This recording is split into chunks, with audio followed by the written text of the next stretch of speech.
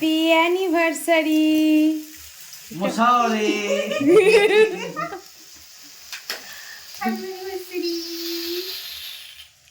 যা করতে গেলে নিভে গেল কেক তো cut happy anniversary 2 years of togetherness আসছে বছর আবার হবে জয় শ্রীরাম জয় শ্রীরাম সেই আমাদের রিসেপশনে বাড়ি দিয়েছিল বলে কাকু থাকবে এবার ট্যাপে আসবে